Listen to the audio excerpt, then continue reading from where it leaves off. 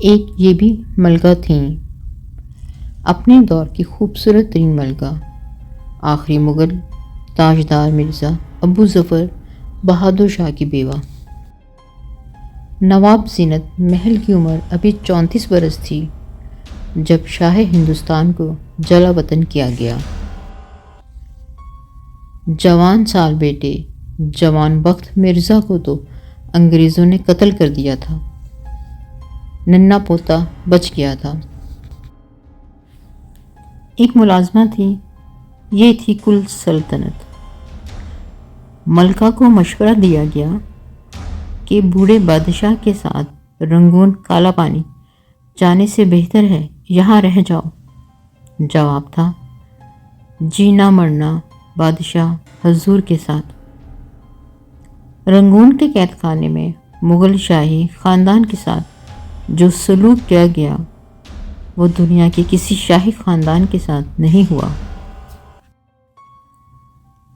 10 برس اس تنگ اور تاریک گیراج میں گزرے۔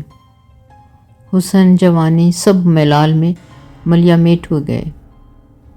اپنے سامنے اپنے پوتے کو دم توڑتے دیکھا۔ انگریز کمشنر ڈیوس نے دوائی تک پہنچنے نہیں دی۔ اپنے بادشاہ حضور کے لیے تازہ ہوا کی خاطر شفاق داروغے سے منت سماج کرتی رہیں۔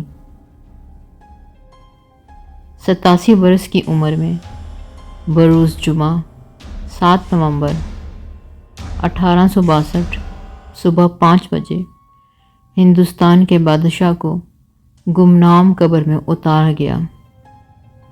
اکیلی ملکہ لاش کے پاس بیٹھی آنسوؤں کے موتی بکھیر رہی تھی۔